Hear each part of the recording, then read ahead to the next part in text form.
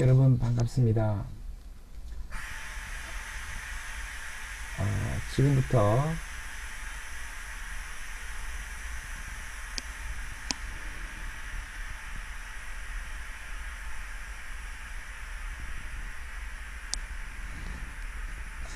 임신중절의 윤리에 대해서 좀 말씀을 드리도록 하겠습니다. 저번 시간에 생명의 시작과 도덕적 그 지위에 대해서 말씀을 드렸는데요.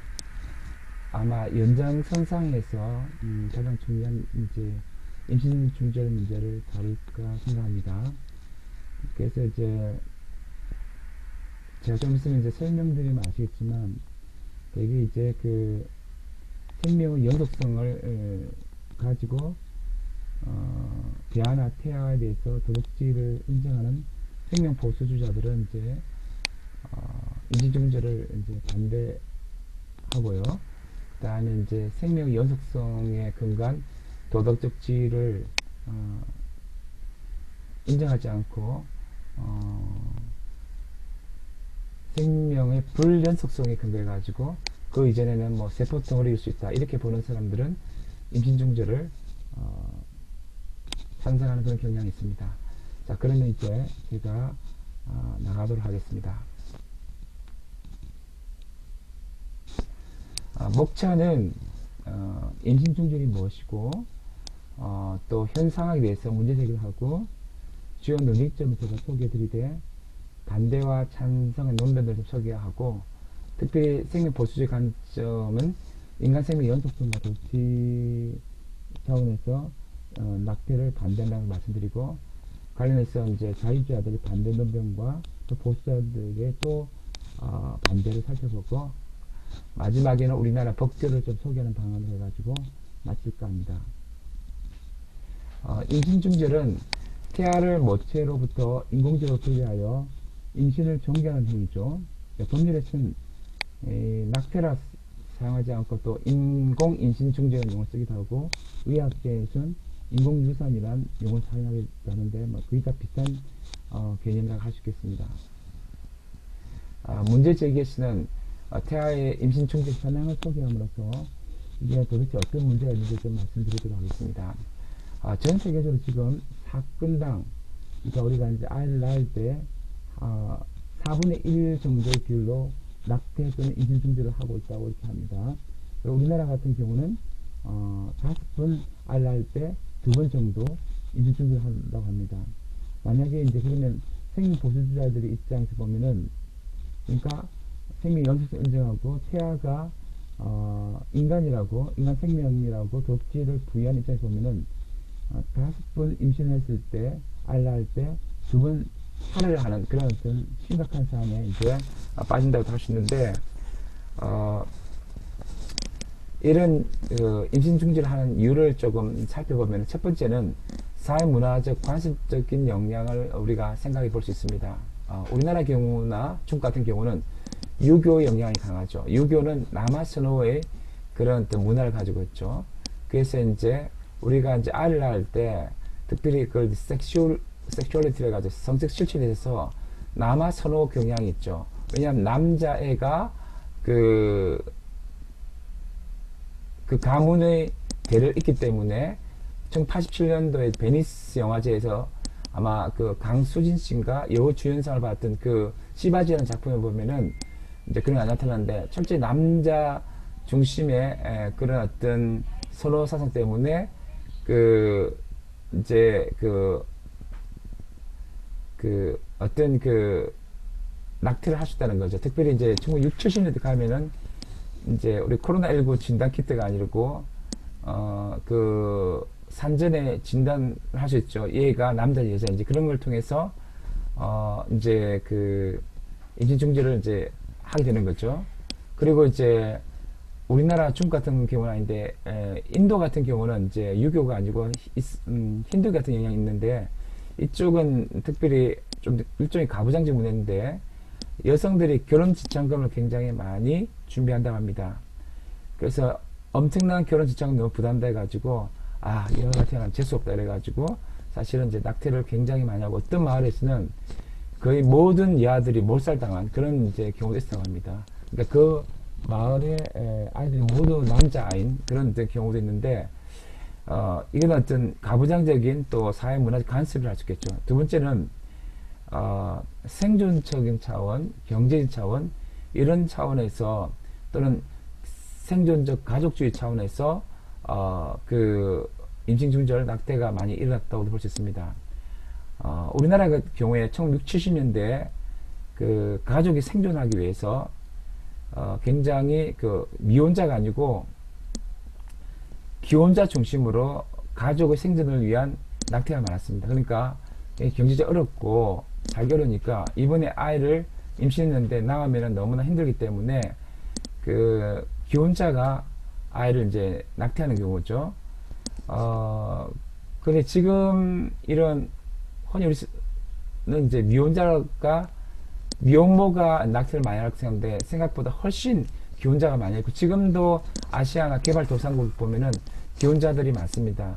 물론 이제 우리나라 최근에 와서는 미혼모들이 굉장히 많아지고 있습니다. 특별히 이제 우리는 이제 남자 여자 또 아이로 이루어진 정상가족이 해체되면서 비정상과학화가 되면서 또 1인 가족도 있지만 그 미혼모가 아이를 낳게 되는 경우가 지금은 좀 많다고 합니다. 그런데 이런 상황 속에서 아직 미혼모가 아이를 낳고 임신, 출산, 양육하기에는 굉장히 생존하기가 버겁기 때문에, 또 우리나라 같은 경우는 이제 그 생존적 가족주의 아니고 미혼모가 생존하기 위해서 도저히 이제 내가 아이를 못 낳겠다, 그런 차원에서 이제 또 낙태를 하기도 한답니다.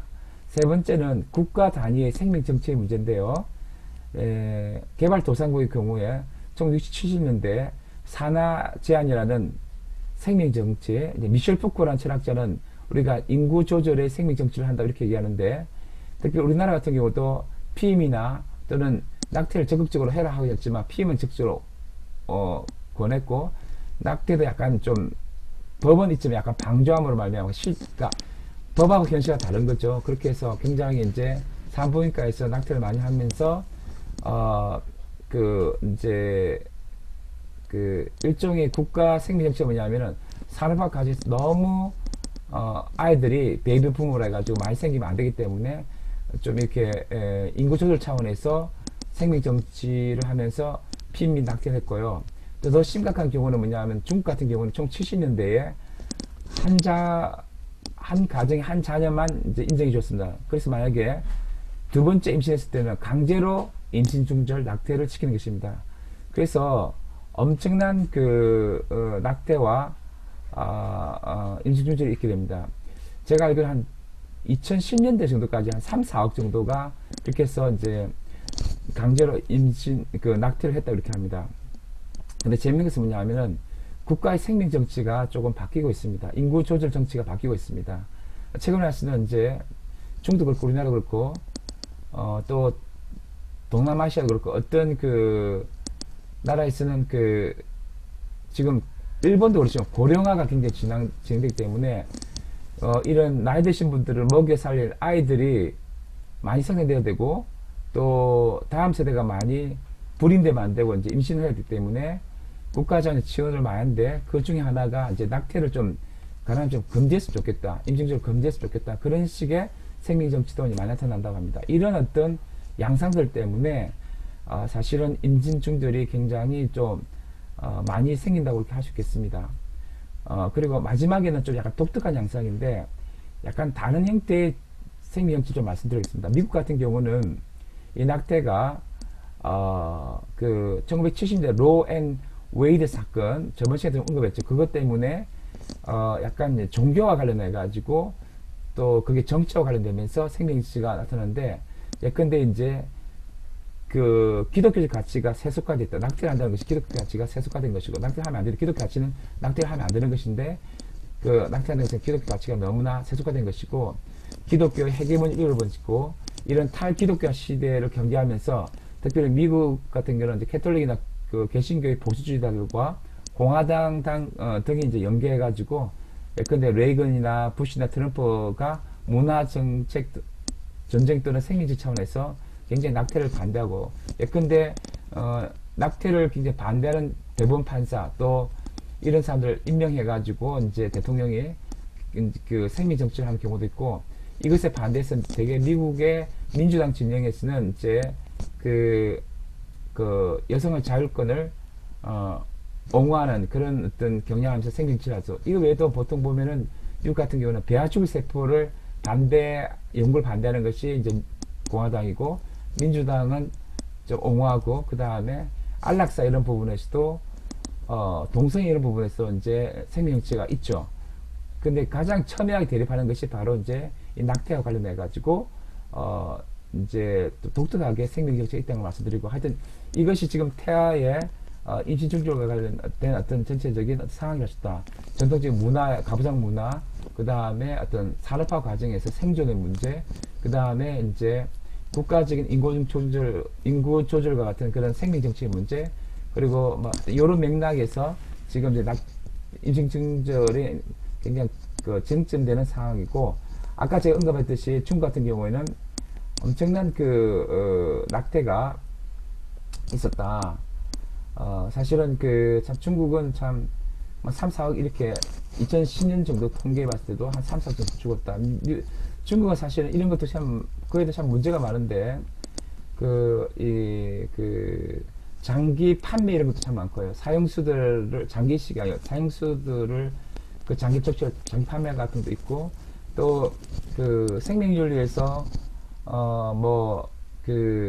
좀 규제 같은 거 있잖아요. 근데 독일이 좀 셉니다. 독일이나 미국에서 배아줄 세포 연구 이런 것들을 금지했을 때 생명윤리법을 통해서 이제 그게 보통 아웃소싱을 줍니다. 그럴 때 좀 규제가 약한 것이 이제 중국 같은 나라, 중국에서 이제 미국이나 독일에서 독일이 좀 세됩니다. 생명윤리로 규제한 그런 연구들을 독일 이제 중국에서 많이 하는데, 이제 좀 이런 이제 문제가 있다는 것이죠.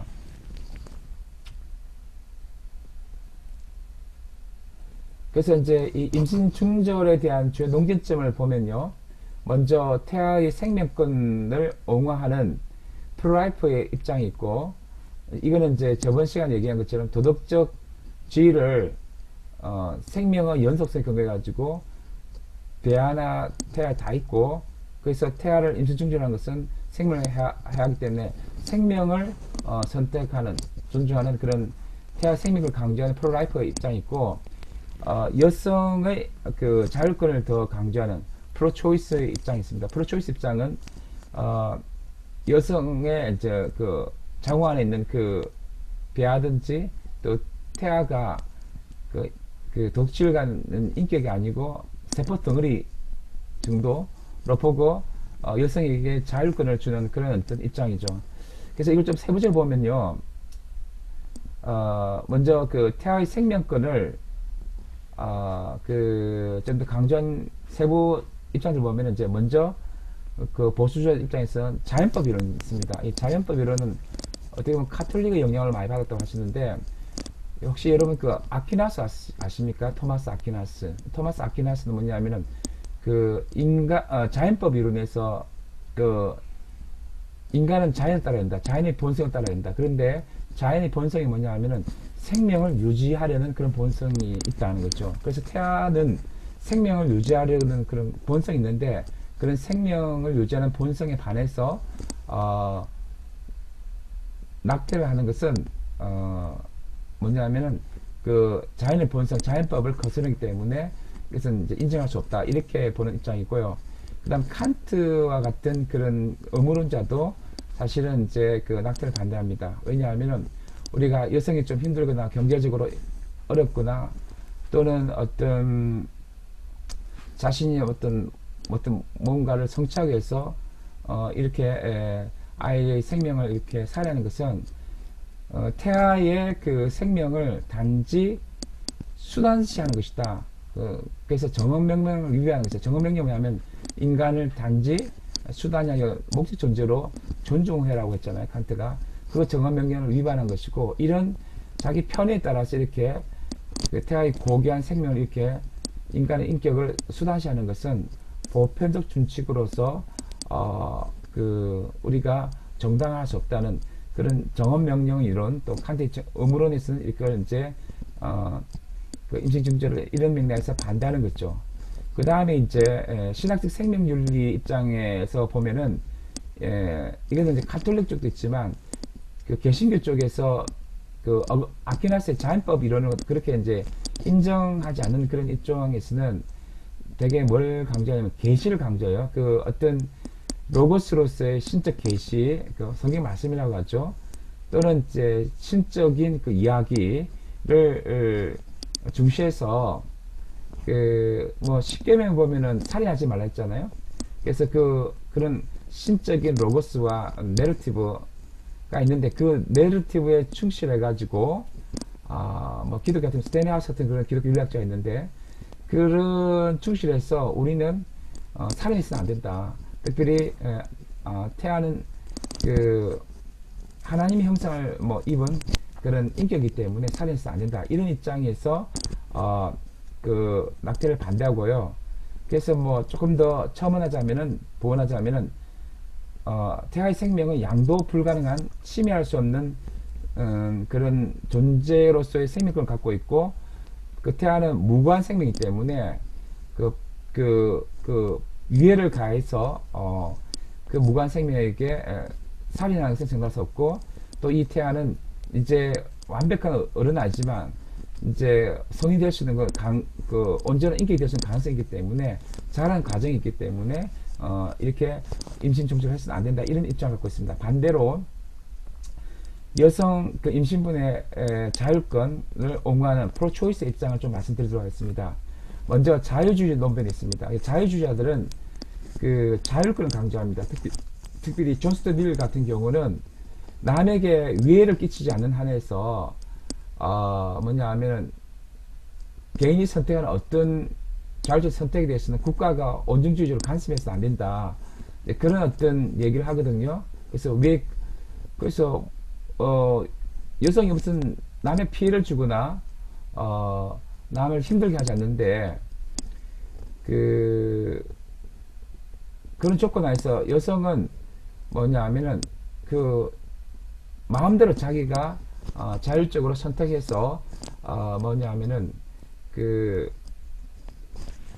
뭐냐 하면은 그 선택을 할 수 있다는 것입니다. 그러니까 낙태를 할 수 있다는 것입니다. 그런 입장이 있고 그 다음에 이제 이 존스 밀의 그런 자유주의자의 영향 속에서 또 한번 살펴볼 수 있는 그 입장이 뭐냐 하면은 존스 밀이 공리주의자잖아요. 공리주의 입장에서 봤을 때는 이 태아가 결국 그 온전 인격이 아니고 그냥 세포덩어리를 봤을 때 우리가 한번 그 공리주의 입장에서 지나치게 행복을 생각했을 때 결국 예컨대 뭐냐면 태아가 굉장히 그 기형하구나 또 산모가 이 아이를 이제 뭐냐 하면은 이제 출산했을 때 너무나 굉장히 힘들거나 뭐 그리고 남편은 돌보지도 않고 이렇게 또 뭐 이런 여러 가지 조건에서 정말 이 아이는 태어나지 않는 것이 오히려 좋겠다. 삶의 질이 너무 안 좋다. 오히려 낙태를 하는 것이 이 아이를 위해서나 또 부모를 위해서나 남편이나 자신을 위해서 임신부 자신을 위해서 가장 좋겠다. 그것이 최대의 자수 최대의 행복을 생각하면은 그 뭐냐 하면은 아이를 그 낙태할 수 있다고 생각하는 그런 이제 입장이 바로 공리주죠. 그 다음에 이제 존 스튜어트 밀의 이런 그 자유주의 영향을 많이 받은 자유주의 여성주의, 자유주의 페미니즘에서는 뭐냐 하면은 이제 존 스튜어트 밀과 비슷한데 여성의 그 자율적 선택권을 존중하자는 것입니다. 성적인 결정과 함께 특별히 아이를 재생산할 때 그 재생산의 자율적 선택을 이제 존중하자는 그런 어떤 입장이고 이런 자유주의 페미니즘은 1세대 페미니즘을 쓰는데 특별히 이쪽에서 굉장히 여성의 자율권을 강조하는 거죠. 그 다음에 이제 제2세대 페미니즘인 그 보살핌의 여성주의도 한번 볼 필요 있는데요. 제2세대 페미니즘은 그 1세대 페미니즘인 자유주의 페미니즘과 다른 맥락에서 얘기하는데 여기서 보살핌의 여성주의를 얘기하기 전에 또 다른 일파인 그 급진적 여성주의에 대해서 좀 말씀드리겠습니다. 이 급진적 여성주의는 임신 중지와 관련해 가지고 여성의 자율권을 그렇게 강조하지는 않습니다. 여성의 자율권을 강조한다기보다도 어떤 제도적인 맥락, 가부장적인 문화 구조랄까, 문화 풍습이랄까, 제도적인 시스템, 법률 이런 것들을 다 고려해 가지고 그런 제도를 여성의 자율권이 아니고 제도를 바꾸는데 초점 두고 있습니다. 예컨대 이제 맥키넌 같은 그 급진적 페미니스트는 어떤 관점을 갖고 있냐면은 여러 미투 사건 아시죠? 미투는 뭐 임신 중절 같은 것도 아닌데 예컨대 그 성폭력 성희롱이잖아요. 그런 거에 대해서 이제 맥키넌이 무슨 얘기를 하냐면은 이런 얘기를 해요. 뭐 여성의 자율 선택이 중요한 게 아니고 이미 여성은 그 남성의 그 위계적 권력 구조에서 굉장히 영향을 받기 때문에 그 성희롱이나 성추행의 기준도 여성은 피해자 여성의 입장에서 보고 그 다음에 그 법이나 제도적인 그런 그 시스템을 굉장히 완배해가지고 그 권력 관계에서 성폭력 성희롱이기 때문에 굉장히 법을 강화시켜가지고 국가의 법을 강화시켜가지고 제도를 강화시켜가지고 징벌적 손해배상 제도 같은 걸 통해서 그 성폭력자를 이렇게 처벌하게 하고 그런 식으로 굉장히 사회제도 시스템을 법적인 시스템을 바꾸는 걸 중요시하겠는데 유사한 맥락에서 맥키넌 같은 급진 페미니스트 어떻게 보냐 하면은 여성의 자율적 선택이 아니고 임신 출산 그 다음에 그 양육에 있어서 어떤 그 법적인 제도적인 그 맥락들을 좋게 하자는 거죠. 그래서 미혼모도 너무 그 생존이나 그런데 그 찌들지 않고 또 기혼 여성도 좀 그 경제적인 여건 이런 것들에 너무 이렇게 힘들지 않고 출산할 수 있는 여건을 준다든지 또 여러 사회 좀 더 아이를 잘 임신하고 출산할 수 있는 여건을 조장해서 그 가부장적인 문화를 개선해서 이런 그 임신 중절의 문제를 대처하는 것이 좋다고 생각하는 것이 바로 급진적 페미니즘 입장이라는 것입니다. 그리고 또 하나의 입장이 뭐냐 하면은 이제 그 보살핌의 여성주의 입장인데 흔히 정신분석학적 여성주의라고 하시는데 입장은 뭐냐 하면은 그 임신과 출산과 양육에서 여성의 특성, 관계성을 좀 중시하면서 어떤 얘기를 하고 있는데 그게 뭐냐 하면은 여성 특별하게 관계성에 집착을 한다. 관계성에 굉장히 어떤 센시티브가 있는데 감성이 있는데 그래서 어떤 무슨 생명권이 있다 또는 여성이 자율권이 있다 이런 보편의 원칙을 갖다 이렇게 강조하는 것이 아니고 뭐냐면 어떤 원칙의 윤리가 아니고 어떤 관계성 속에서 여성이 굉장히 뭐냐면 관계를 많이 고려한다는 거죠. 그래서 좀 더 공감해보고 배려하면서 과연 낙태를 할 것인가 낙태를 하지 않을 것을 고민하는데 여기서 어떤 보편적 윤리적 원칙 중요한 게 아니고 정말 그 여성이 그 관계성에서 보살피고 배려하는 속에서 이때 뭐냐 하면 남편을 배려해보고 자식을 배려해봅니다. 그때 무엇보다 또 자기 자신에 대한 보살핌이 있습니다. 정말 나를 위해서 또 남편에서 자녀를 위해서 가장 좋은 게 뭘까 했을 때 가능한 한 뭐냐면 우리가 낙태해서 안 되겠죠. 그러나 아주 극단적 상황 속에서 얘가 기형하고 또 여러 가지 조건이 안 줄 때는 정말 극단적인 또 그 디스메이킹일 수 있지만 그 자녀를 낙태하는 것이 모두를 가장 배려하는 것이라면은 낙태도 할 수 있다는 그런 어떤 입장을 갖다가 취하는 것이 보살핌 여성주의 입장입니다. 입장은 약간 보편주의라기보다도 상황주의랄까 그런 느낌도 있는데 관계성 중요시하면서 가능하면 낙태를 안 해야 되지만 낙태도 할 수 있다는 그런 입장이에요. 자, 그래서 보니까 제가 여성주의가 입장이 많이 다르죠. 그래서 다양한 색깔이 있어요. 그렇지만 일반적으로 이제 그 자유주의가 여성의 자율권 강조하고 여성주의 쪽에서도 자유주의 여성주의가 여성의 그 선택권, 자율권 강조하면서 프로초이스 입장으로 이렇게 얘기할 수 있다는 것입니다. 이런 입장이 있고 여기에 조금 더 얘기하면은 이제 여성의 소유권, 생산권, 여성 자율권, 평등권, 정당방위, 프라이버시권 이런 논리들이 첨언되는데 이것은 조금 더 제가 다음에 부분에서 말씀드리도록 하고 근데 좀 전체적으로 문제된 건 뭐냐면은 여성의 자율권을 굉장히 강조하는데 문제는 뭐냐 하면 이게 과연 우리가 이제 권리가 여러 가지 있는데 뭐 생명권, 재산권, 소유권 이런 게 있겠지만 생명권을 감히 자율권의 이름을 해석할 수 있겠습니까? 우리가 살인할 수 있겠습니까? 특별히 제일 밑에 보시면은 그 생명 보수주자들 말고 그처럼 인간 생명 연속성 속에서 그 태아에게 도덕적 그 뭐냐 하면은 지위를 부여하고 그 생명권을 가진 존재라고 했을 때 과연 그 자율권의 이름으로 그 생명권을 훼손할 수 있겠느냐, 이런 어떤 문제가 심각하게 제기될 수 있다는 것이죠. 자, 그러면서 조금 더 세부 논점들을 보도록 하겠습니다. 그러면서 이제 이 생명 보수자들은 어떤 특징을 갖고 있냐 하면은, 저번 시간에도 제가 생명 연속도 독지를 했는데 결국 뭐냐면 생명 연속된 그런 차원에서 배아나 태아나 다 독지를 갖고 있다. 그래서 일단 이제 그런 전자에서 이제 낙태를 반대하는데 그 논리를 다시 한번 보도록 하겠습니다. 무관 인간을 죽이는 것은 잘못된 것인데 신생아를 무고하고 신생한 걸 죽이는 것은 도저히 잘못된 것이죠. 근데 신생아 출생 직전의 태아 사이는 극단적으로 달리 대화하는 것을 정당할 만한 도덕적 차이가 없고, 그러므로 출생 직전의 태아를 죽이면 안 되죠. 그런데 출생 직전의 그 태아들이 이미 단계였을 거예요. 근데 S1과 S2 사이는 보다 이런 단계 S1과 늦은 단계 S2를 극단적으로 다르게 다루는 것을 정당할 만한 중요한 도덕 차이가 없고, 그러므로 수정 이후에 모든 태아를 죽인 것은 도덕적으로 잘못된 것이다. 인신중재는 잘못된 것이다. 이렇게 본다는 거죠. 그러니까 제가 이런 맥락 때문에 저번 시간에 뭐냐면은 그 생명의 그 인간 생명 시작과 관련해서 도덕지 부분을 많이 강조했는데, 이런 전제에서는 이제 생보수자들은 절대적으로 이제 임신중절을 반대하는 거죠. 여기서 반대하는 입장 좀 말씀드릴게요. 여기 대해서 자유주의자들은 이제 반대합니다. 뭐 이런 이유가 있겠죠. 임신중절을 금지하는 법이 임신중절을 실제적으로 금지하지 못하며 아까 5분의 2나 이렇게 굉장히 이제 낙태한다고 했죠. 오히려 부작용이 더 크다는 논변입니다. 임신중절을 원하는 여성들은 종성 필사적이기 때문에 임신중절 금지법은 임신중절 실수를 줄이기보다도 오히려 원하지 않는 임신을 한 여성들에게 어려움과 위험을 가중시키는 결과를 낳는다는 것이죠.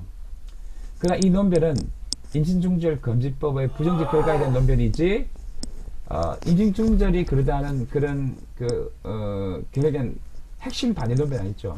부정적인 어떤 부정적 결과를 얘기했지 임신중절은 핵심 반대 논변이 아니기 때문에 좀 문제가 있고, 그 다음에 피해자 없는 범죄는 성립할 수 없다는 문제가 있습니다. 태아는 아무런 이익을 가지고 지지 않으며 이익을 침해당할 수 없다고 이렇게 얘기하죠. 그래서 이제 임신 중절에 대한 결정은 관련된 여성에 맡겨야 한다는 이제 그런 이제 주장인데, 임신 중절은 무관 태아를, 그러나 이제 임신 중절은 무관 태아를 죽이는 행위라고 할 수 있죠. 왜냐하면 저스트 밀이 위해 금지 원칙에서 우리가 피해를 주지 않는 한 자율적으로 선택할 수도 있고, 자율주의 페미니스트 그런 거 강조하지만 그 아까 생명보호자 입장에서는 생명 연속성 때문에 그 태아는 그 도덕질을 갖고 있고 인간 생명을 쓰는데 그 생명을 죽이니까 무고한 태아를 죽이는 행위가 아니죠. 그리고 태아는 임신중절 최대 피해자고 살인을 당한 것이죠. 그래서 이게 좀 문제가 된다는 거죠. 그 다음에 공리주의 논변은 여성의 삶의 질을 위해서는 낙태가 가능할 수 있다고 얘기했죠. 그러나 태아가 인간이 아니면 가능한 거죠. 우리가 아무리 공리주의로 최대 생을 주어도 사람을 하면 죽일 수 없잖아요. 그렇기 때문에 이런 공리주의 논변은 살인을 정당할 수 있는 논리가 안 된다는 것입니다.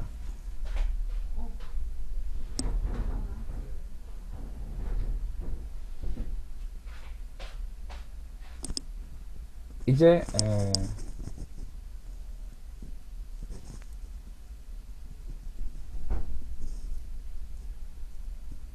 그 밖에도 이제 또 이 자유주의자들은 또 여러 주장들이 있습니다. 좀 더 보도록 하겠습니다.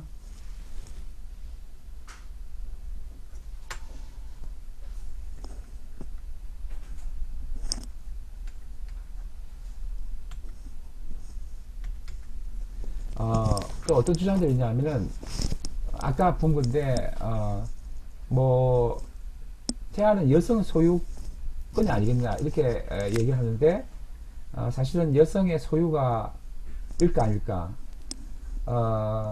그 소유가 아닐 수도 있죠. 왜냐하면은 그 아이가 생명한 존재이기 때문에 그냥 대상화할 수 있는 그런 존재가 아닐 수가 있고, 그 다음에 여성이 생산한 것이라고 이렇게 주장하는 경우가 있습니다.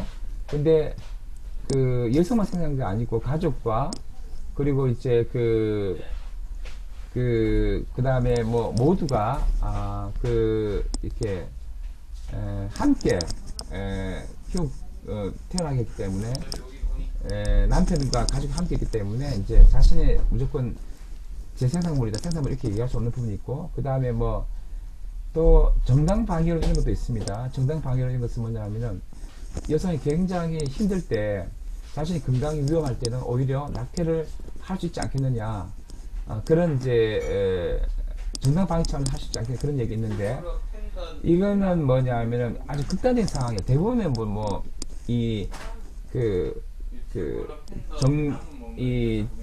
정말 목숨 위태로워 정당 방위 차원에서 이렇게 낙태할 경우가 거의 없거든요. 그리고 이 정당 방위라는 것은 사실 핵심 논변이라보다도 사실 굉장히 좀 주변 논변을 하셨습니다. 그 임신중지에서 아주 중요한 근거가 아니고 아주 예외적인 상황 속에서 어떤 주변 논변으로서 작동하는 것이기 때문에 좀 문제가 있다고 할 수 있겠고요. 이제 결과적으로 이제 보수 논변을 마지막 얘기하면서 이제 생명 옹호론을 좀 얘기하고 싶은데, 그 보수자들은 아까 제가 얘기한 것처럼 무관 인간 존재를 죽이는 것은 그릇된 일이다. 인간 태아는 무관 존재이다. 그러므로 인간 태아를 죽이는 것은 그릇된 일이다. 이렇게 보는 거죠. 그래서 이제 보수자들은 임신과 출산 과정의 연속성을 지적함으로써 이러한 점진적 과정의 어느 단계가 도덕적으로 의미 있는 구분성을 지적하는 자유주의들을 공격하면서, 보수자들의 기본 전제는 태아가 부분적으로 잔재 생명이 아니라 완전 생명이라는 것이고, 일단 태아가 인간이 전제되면 태아의 무고함은 의심할 여지가 없으며, 일단 생명을 해칠 권리가 없듯이 태아를 해칠 수 없고, 그래서 낙태를 해서는 안 된다, 이런 입장이라는 것이죠.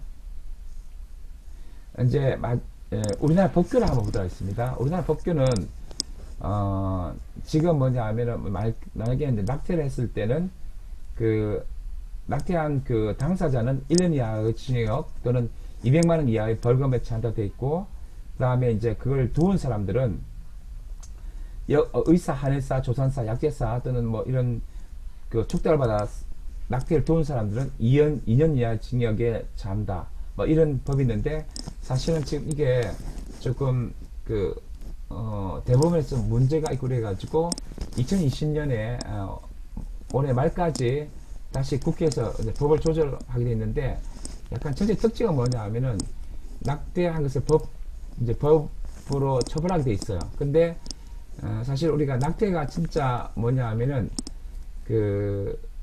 보수 주자들 말처럼 살인과 같은 것이라 하면, 태아를 살인한 것이라 하면은 그냥 1년, 2년 이렇게 하는 것이 너무 경미한 처벌이죠. 양형 기준 자체가.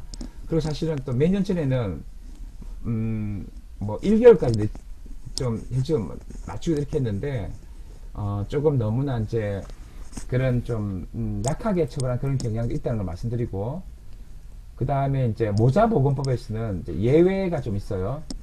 본인이나 배우자 유전학적인 정신장애나 신체질환, 전염성 질환이 있는 경우, 강간 또는 중강강에 의해 임신된 경우는 이제 이런 예외를 두고 있는데, 전체적으로 이런 법을 떠나서 이제 윤리학적으로는 생명 보수적 입장이 있고, 법은 항상 바뀌니까요. 그 다음에 이제 자유주의 입장이 있다. 그 두 입장의 기본 차이는 뭐냐 하면은 인간 생명의 연속성을 이제 강조하는 입장이 있고, 단죄성을 강조하는 입장 때문에 또 여러 가지 다른 논리들이 생긴다는 말씀드리고, 그러면서 제가 또 마지막으로 이제 좀 말씀드리고 싶은 것은, 우리가 가능하면 낙태를 하면 안 되겠죠. 임신중지를 하면 안 되겠지만, 이것을 이제 생명 정치 차원에서 좀 말씀드리고 오늘 제 강의를 마치도록 하겠습니다. 가능하면 낙태를 하면 안 되고 임신중지를 하면 안 되겠지만, 이걸 당위적으로 주장하기보다도 현실적 조건들을 우리가 좀 더 생명 정치 차원에 좀 생각해 볼 필요가 있다는 것입니다. 특별히 이제 아까 제가 얘기했던 급진 페미니스트들은 사실은 우리가 낙태를 할 수 있는 자율적인 권리가 있느냐, 아니면은 생명권이 더 중요한 이런 어떤 논쟁보다는 사회정치 시스템이라든가 가부장적 문화를 좀 해결하는 게 중요하다 이렇게 했는데, 그런 맥락과 좀 유사한 차원에서 생명 정치 차원에서 좀 얘기 드리면은 뭐냐, 국가가 가능한 한 일단 미혼모 같은 경우에 아이를 좀 낳을 수 있는 임신과 출산 과정에서 도움을 줄 필요가 있다는 거죠. 내가 미혼모인데 도저히 생존할 수 없다 이렇게 하면 어쩔 수 없는 낙태한 경우가 있으니까 조금 도와주어가지고 아이를 낳을 수 있도록 임신, 출산, 양육을 할 수 있도록 그런 조건을 만들 필요가 있고, 복지도 생각해야 되는 거죠. 그리고 또 사회문화적으로 지금 이제 미혼모가 애를 낳았을 경우는 이제 비정상 가족이 되거든요. 그러니까 정상 가족은 남편, 아내, 자녀로 이루어진 그런 게 정상 가족인데, 지금 모르겠어요. 한 20년씩 나면 정상 가족이 15%밖에 안 될 것이다 이런 얘기도 있는데, 점점 미혼모가 많아지는데, 여기서 이제 흔히 1인 가족도 비정상 가족입니다. 그리고 이제 미혼모도 비정상 가족이고, 또 할머니가 기른 것도 어떤 또 다양한 할머니가 기른 이런 것도 다 이제 비정상 가족인데, 하여튼 이런 비정상 가족을 너무 왕따시키지 않고 이런 형태도 정말 건강한 아이를 키울 수 있도록 이렇게 할 필요가 있고, 그 다음에 또 기혼 여성 같은 경우도 굉장히 경제적으로 힘들어 이렇게 어려울 경우에는 낙태를 우리가 옛날에 개발 도상국가에서 굉장히 많이 했고 지금도 그럴 수 있거든요. 하위 계층에서는. 그래서 이제 기혼 여성, 기혼 가족 같은 경우도 임신과 출산과 양육 과정이 좀 더 원활될 수 있도록 시스템을 이렇게 잘 이렇게 해줘가지고, 근데 이런 것도 있겠죠. 여성이 임신했을 때는 육아휴직 같은 이런 것들도 또 이렇게 잘 주고 이렇게 해가지고 시스템을 잘 정비하는 것이 굉장히 또 중요하지 않을까. 그러면서 결국 우리가 가능한 낙태를 하지 않고 생명을 존중하면서, 만약에 생보수 입장에서 본다면 결국 태아도 생명했을 때 생명을 정말 존중하면서 정말 좀 더 임신과 출산과 양육이 행복하고 좀 정말 의미 있는 그런 어떤 좋은 경험이 될 수 있도록 우리 모두가, 또 국가가, 이 사회가 모두 노력하는 그런 것들이 좋은 대안이 되지 않을까, 그런 생각을 하게 됩니다. 이상 제 발표를 마치도록 하겠습니다.